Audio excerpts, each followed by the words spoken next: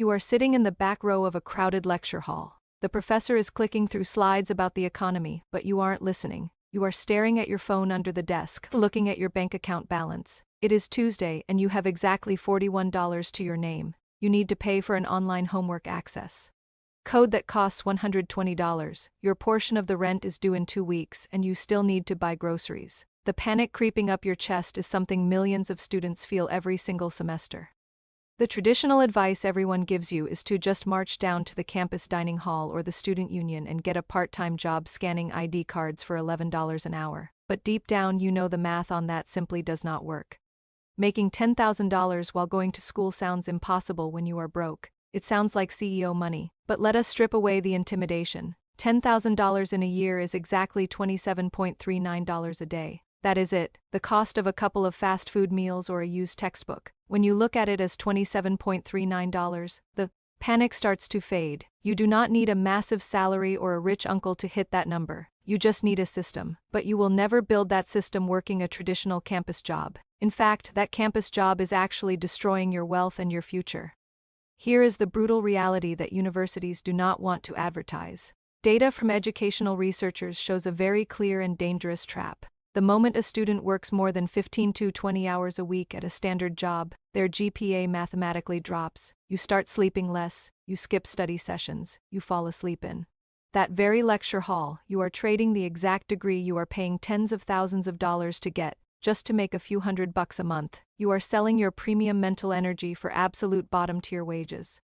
Your brain is your primary asset right now. When you are studying for midterms, your mental bandwidth is already maxed out. Working a physically or mentally draining shift right after classes leaves you with zero energy for the things that actually build long-term wealth.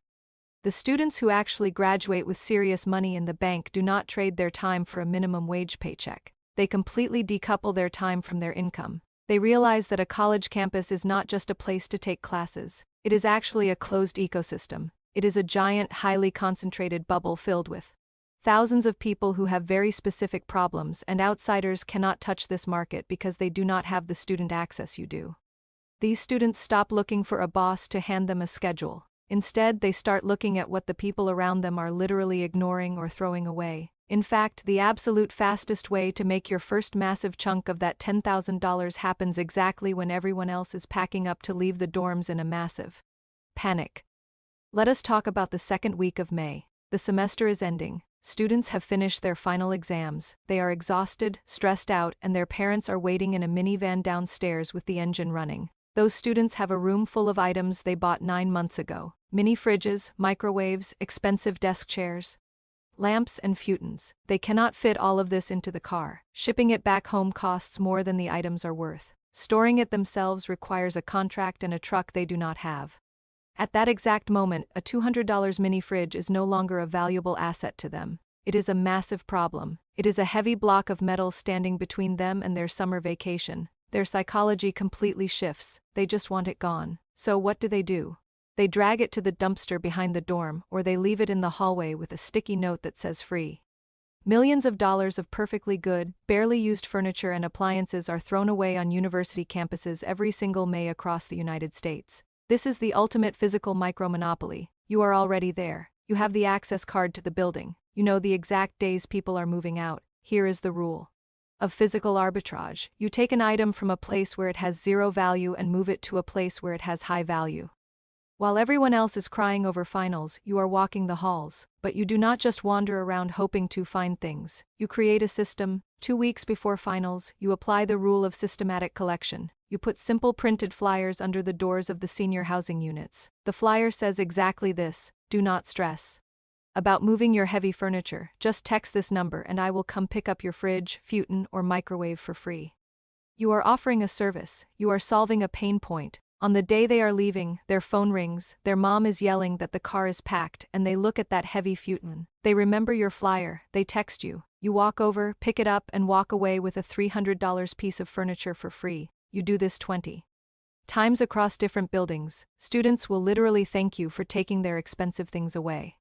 You collect 10 mini fridges, 5 microwaves, and a dozen premium desk chairs. You do not need a big truck. You just borrow a friend's car for an afternoon or rent a basic van for $40. You take all of these items and put them in a cheap local storage unit that costs maybe $60 a month. You lock the door and go enjoy your summer. Let us look at the math closely. If you collect just 15 mini fridges, 10 microwaves, and 5 good quality office chairs, your inventory cost is absolute zero. You spend $50 on a storage unit for June, $50 for July, and $50 for August. You spend $10 on some good cleaning spray and towels. Your total business expense is $160. That is your entire risk. Now fast forward to the third week of August. The campus is buzzing again. Thousands of new freshmen are arriving. They have empty dorm rooms. Their parents are with them, holding credit cards, ready to go to the big retail stores to spend a fortune on the exact same items. The retail stores are packed, the lines are out the door. And everything is sold out. Those freshmen have a massive problem. They need a fridge today and they have the money to pay for it. When August arrives, you do not just wait for people to find you. You apply the rule of direct access. You know exactly which dorms do not have built-in kitchens. You know exactly which buildings the freshmen are moving into. You go to your storage unit, wipe down the items so they look perfectly clean, and you post highly clear, well-lit photos of the cleaned items on the specific incoming class Facebook groups. You use the simplest pitch. Skip the crazy lines at the store. I have a clean and working mini fridge, and I will bring it to the lobby of your building tonight for $100. You are undercutting the big retail stores, and you are offering to deliver it right to their dorm building because you know the campus layout better than any delivery driver. Parents love this, freshmen love this, it is a no-brainer decision for them. The parents will gladly hand you cash because you just saved them a trip to a crowded store. You sell all 15 fridges for $1,500. You sell the microwaves for $400. You sell the chairs for $300. You walk away with $2,200 in cash. Subtract your $160 expense, and you have over $2,000 of pure profit for maybe 12 hours of total physical work spread across 3 months. This is not a theory. This happens every single year. It works because you understand the psychology of convenience. The senior in May pays for convenience by giving the item away. The freshman in August pays for convenience by buying it from you at a premium instead of driving to the store. You are just the middleman bridging the gap between their timelines. This strategy alone can fund a massive chunk of your $10,000 goal with just 2 weekends of actual effort. It teaches you the foundation of business. You find a desperately motivated seller, you hold the asset, and you find a desperately motivated buyer. You are using the ecosystem's own waste to fund your bank account. You are not trading 20 hours a week scanning library cards. You are trading a few smart decisions and a little bit of physical effort for a massive return. You are building capital. But maybe you do not want to lift heavy refrigerators. Maybe you do not have a driver's license, or you just want to make money using nothing but the laptop sitting on your desk. That is completely fine. The physical campus is a goldmine, but the digital ecosystem surrounding the campus is even bigger. You just have to stop looking at your fellow broke students as your customers. Broke students will always argue over a $5 price tag. If you want to make serious money digitally, you have to completely pivot your attention away from the campus and look exactly one street over. Look at the businesses surrounding your university right now. The pizza places, the local dentists, the real estate agencies managing student housing, the independent coffee shops. These businesses make millions of dollars every single year directly from the university traffic. They have money to spend, and they are desperate to attract more students. This brings us to the rule of the B2B pivot. B2B stands for business to business. Most students fail at side hustles because they try to sell $10 items to other students who only have $40 in their bank account. It is exhausting. You have to convince hundreds of broke people to give you their last few dollars just to make a tiny profit. Instead, you need to pivot. You need to sell a $1,000 service to a local business that makes $50,000 a month. These local business owners are usually in their 40s or 50s. They know exactly how to make a great pizza or fix a tooth, but they have absolutely no idea how to run a TikTok account. They do not know how to edit Instagram Reels. They do not know how to optimize their Google page so they rank first when a freshman searches for the best coffee near campus. You already know how to do all of these things. You grew up with a phone in your hand. You understand the algorithms, the trends, and the exact kind of content that makes a college student want to buy a product. You just have to package that knowledge and sell it to them. But if you just walk in and ask for $1,000 a month, they will ignore you. If a random digital marketing agency emails a local dentist pitching a service, the dentist deletes the email in 1 second. It triggers their sales defense. They hate being sold to. This is where you use the absolute most powerful digital asset you own. It is not your laptop or your camera. It is your .edu email address. We call this the .edu trust hack. When you email a local business owner from a university email address, their psychology completely changes. They do not see a marketer trying to steal their money. They see a young, driven, local student who reminds them of themselves when they were younger. You apply the rule of the mentorship pitch. You send a very simple, honest email. You say, "Hi, Dr. Smith, I am a sophomore at the university right down the street studying business. I love your clinic, but I noticed you are not showing up when students search for a local dentist on social media. I am trying to build my digital portfolio. And I would love to buy you a cup of coffee to ask for some quick business advice, and I can show you a free plan on how to fix your social media reach." Notice what you just did there. You did not ask for a job, you did not ask for money, you asked for mentorship and advice. Older, successful business owners love giving advice to ambitious students. It is basic human nature. They agree to the coffee. You sit down, listen to their advice, and then you show them a simple plan. You offer to come into their clinic twice a month, shoot a few quick videos on your phone, edit them between your classes, and run their social media to bring in student customers. You tell them you will do all of this for $850 a month. To a successful dental clinic, $850 is a tiny, invisible business expense. They spend more than that on paper towels. But to you, one single client paying $850 a month equals over $10,000 a year. You hit your entire financial goal with exactly one customer. You do not need an office. You do not need to work 20 hours a week scanning library cards. You spend maybe 4 hours a week shooting and editing simple videos right from your laptop while sitting on your dorm room bed. If you want to scale, you get 3 clients and you make over $2,000 a month. You have successfully decoupled your time from a minimum wage hourly rate. But maybe you are an introvert. Maybe the idea of sitting down with a business owner and pitching a service makes your stomach turn. Maybe you do not want to deal with clients, deadlines, or managing other people's businesses at all. What if you want to make that exact same money while you are literally sitting silently in the classroom, taking notes for a test you already have to pass anyway?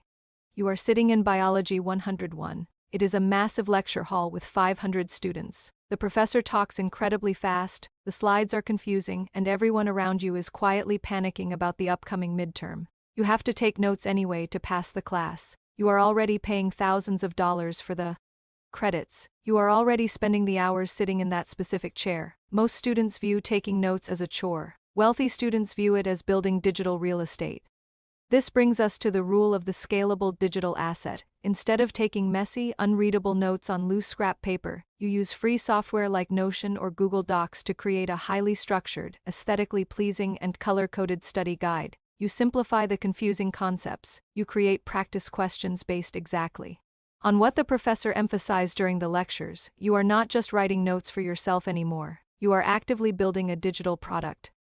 2 weeks before the midterm, the panic in that lecture hall reaches its absolute peak. Students are desperate. They are willing to pay for anything that saves them time and guarantees a passing grade. You export your beautifully organized study guide as a clean PDF file. You drop a simple message in the massive class group chat or the university forum. You offer this ultimate midterm survival guide for just $15.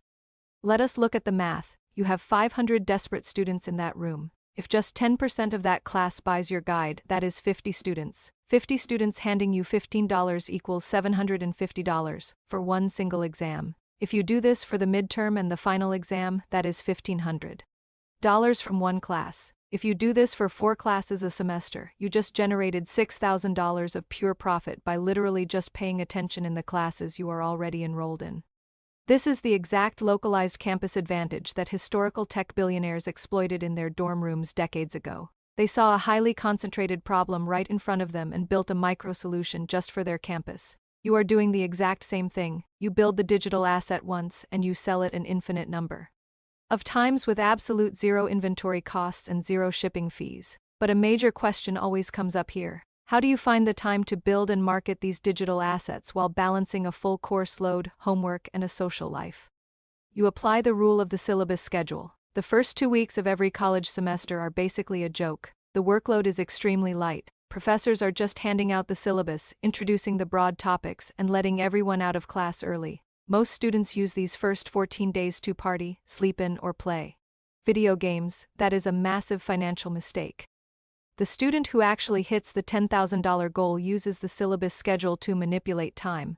When the academic workload is at zero, they front-load their entire semester of side hustle marketing. They build the payment links, they write the email templates for the local businesses, they set up the basic website framework. They map out the exact weeks the midterms will happen so they know when to launch their study guides. They do a month's worth of business setup in those first 2 weeks of empty time. When week 6 hits and everyone else is drowning in a sea of essays and midnight cram sessions, your business is already running on autopilot. You are just coasting on the fulfillment side. You are watching the payment notifications hit your phone while you actually focus on studying for your own exams. You engineered your environment, so your income does not depend on your daily energy levels. You have successfully monetized your own brain and protected your time. But what happens when you max out your own schedule? What happens when you want to scale this academic goldmine, but you only have 24 hours in a day and cannot possibly sit in every single lecture hall on campus? You eventually hit a mathematical wall. Let us say you decide to use your knowledge to tutor other students in chemistry. You charge $25 an hour. That is fantastic money for a college student, but you only have 4 free hours a week between your own classes and studying. You max out at $100 a week. To hit your $10,000 goal, you would need to tutor for 400 hours. You simply do not have 400 hours to spare without your own grades collapsing. This is the exact moment most students give up. They realize their income is strictly tied to their physical time, and their time is severely limited by their academic schedule. But wealthy students do not accept time limits. They apply the rule of delegation. They transition from working inside their business to working on top of their business. They build the tutor-to-agency pipeline. Look around your upper-level classes. You are sitting next to incredibly smart people who desperately need cash to pay for rent or groceries. They are brilliant at calculus, physics, or foreign languages, but they have absolutely no idea how to market themselves. They do not know how to post flyers, run a digital ad, or pitch to parents in the local community. But you do, you already built the marketing engine. You approach 5 of the smartest students in your major. You offer them a very simple deal. You tell them that you will handle all the marketing, find the clients, manage the weekly schedule, and collect the payments. All they have to do is show up at the library and teach the material in exchange for handling all the annoying business. Logistics, you take a simple 20% cut of the hourly rate. Let us look at the math again. You price the tutoring at $30 an hour to the parents or the struggling freshman. Your smart friend does the actual teaching and keeps $24 an hour. They are thrilled because they are making great money without having to do any awkward selling or marketing. You keep $6 for every hour they teach. Now imagine your 5 friends each tutor for just 4 hours a week. That is 20 hours of tutoring happening every single week. You are generating $120 a week in pure profit. You are making more money than you did tutoring by yourself, but you are doing absolutely zero chemistry. You are not sacrificing your study time. You are not burning your mental energy. You are simply the organizer. You are matching supply, which is your smart friends, with demand, which is the struggling students. If you expand this to 10 friends across different majors, you are suddenly running a fully operational campus tutoring agency right from your laptop. You are generating hundreds of dollars a week in passive income while you sit in class, eat lunch, or sleep. This is how you completely shatter the time ceiling. You are leveraging other people's time and expertise to build your $10,000 bank account.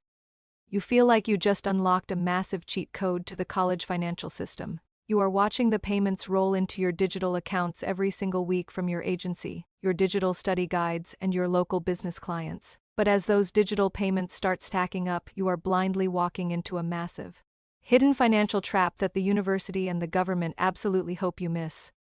You hit $5,000, you hit $7,000, your bank account looks better than any other sophomore on your floor. You feel like a genius. But when January rolls around and you sit down to fill out your free application for federal student aid, otherwise known as the FAFSA, you realize you just made a massive, potentially catastrophic mistake.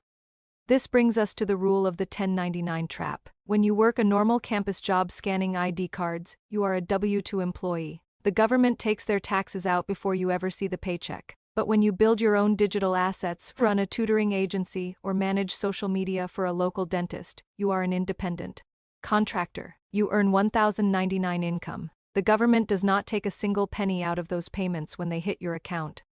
Most students see that raw, untaxed money and think it is all theirs to spend. They do not realize the IRS is waiting for a massive cut at the end of the year. Worse, when you report that gross $1,099 income on your FAFSA, the financial aid office suddenly looks at you as a high-earning individual. That $10,000 you hustled so hard to make can legally reduce your federal grants, your subsidized loans, and your university scholarships by thousands of dollars. You effectively worked all year just to pay the school more money.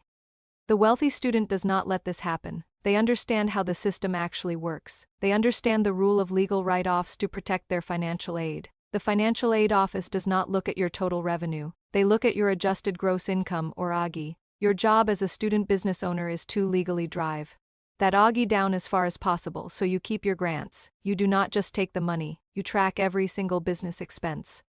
That $1,000 laptop you bought for classes. If you use it to build your digital study guides and run your tutoring agency, a massive percentage of that laptop is a legal business expense. The high-speed internet bill you pay every month to upload videos for the local dentist. That is a write-off. The $60 a month software subscriptions for Adobe or Notion. Write-offs, even the miles you drive to the local coffee shop to meet your clients are deductible. When you deduct these legitimate expenses from your gross income, your taxable profit shrinks dramatically. You still have the cash in your bank account, but on paper, your business looks like it barely made a profit. Your AGI stays extremely low, your taxes drop to almost zero, and your FAFSA financial aid remains completely untouched. You protected your $10,000 from the government and the university. But dealing with taxes and managing multiple income streams requires an intense level of focus that is almost impossible to find in a loud, chaotic dorm room. Your roommate is playing video games, people are yelling down the hall, your bed is 3 feet from your desk, constantly tempting you to take a nap instead of sending that client email. This brings us to the rule of library isolation. Your dorm room is a place of rest, distraction, and socialization. It is a terrible place to build wealth. If you try to hustle from your bed, your brain associates that space with sleep and your productivity crashes. The student who actually hits their financial goals treats the university library like a corporate office. They physically separate their environment. When they walk into the quietest, highest floor of the library, they put their phone on airplane mode. They tell their brain that this specific desk is strictly for building their business and studying for exams. They do not watch YouTube, they do not text their friends, they execute deep work for exactly 2 hours, and then they leave. This environmental trick forces your brain to focus with laser precision, allowing you to run a highly profitable business between classes without ever burning out or sacrificing your college experience. But there is one final, massive expense that drains almost every single dollar a student makes, no matter how hard they hustle from the quiet floor of the library. That expense is rent. You can build a highly profitable digital agency and sell thousands of study guides, but if you are handing $800 a month to a massive student housing corporation, your bank account will barely grow. This brings us to the ultimate college financial hack. It is the rule of subleasing arbitrage. Most students blindly accept whatever overpriced dorm room or cookie-cutter apartment the university suggests. They sign the lease, complain about the cost, and spend the next 9 months stressed about making the payment. The wealthy student completely flips this dynamic. They do not just rent a room. They control the property. Months before the fall semester starts, you go slightly off campus and find a large 5-bedroom house. The landlord wants $3,000 a month for the entire house. If you divide that evenly by 5 people, it is $600 a person, but you do not do that. You sign the master lease for the house. Then you take the absolute smallest room in the house for yourself. Maybe it is the room near the loud street or the tiny one next to the laundry room. Next, you look at the 4 remaining massive premium master bedrooms with big windows and private bathrooms. You sublease those for premium rooms to your friends or other students for $800 each. Let us look at the math one last time. 4 rooms rented out at $800 equals $3,200 a month. You pay the landlord the required $3,000. You are literally living completely rent-free, and you are actually pocketing an extra $200 a month just for managing the utilities, collecting the checks, and taking out the trash. When your living expenses drop to absolute zero, the entire financial game changes. Every single dollar you make from your physical furniture flipping, your tutoring agency, and your local business clients goes straight into your savings account. Hitting $10,000 is no longer a math problem. It is basically guaranteed. You have engineered an environment where it is actually harder to be broke than it is to save money. But why do we even want the $10,000? It is not to buy a depreciating sports car. It is not to buy designer clothes to show off to people in the student union. It is about the absolute most valuable asset a human being can own. Picture graduation day. You are walking across the stage in your cap and gown. The student walking next to you has $0 in the bank and $30,000 in student loan debt. They are absolutely terrified. When they leave that stage, they are forced to accept the very first corporate job offer they receive, even if the boss is toxic, the pay is terrible, and it requires moving to a city they hate. They have zero leverage because they have zero money. They are trapped in a cycle of financial panic from day one of their adult life. Now picture yourself walking across that exact same stage. You have $10,000 sitting in a high-yield savings account. That is your runway. Depending on where you live, that is 6 months to a full year of living expenses completely covered. When you have that runway, you do not have to say yes to a terrible job. You can wait for the perfect offer. You can take a massive risk and start a real company. You can take a month off to travel and clear your head before entering the workforce. You have absolute optionality. Money is not just paper with numbers on it. It is the freedom to choose your own path without panic. You are not graduating into a trap. You are graduating into absolute freedom. You now have the exact blueprint. You know the math, the physical logistics, the digital pivots, and the psychological traps to avoid. The only thing left between you and that $10,000 runway is execution. If you want to keep building this kind of absolute financial freedom and learn the exact steps to manage and multiply that money once you make it, you are in the exact right place. Here at Emma Invests, we offer clear education on personal finance and money management. We break down wealth-building strategies into simple steps, helping you take full control of your financial future. Make sure to subscribe to Emma Invests, apply these rules, and join our community of everyday earners building long-term financial stability.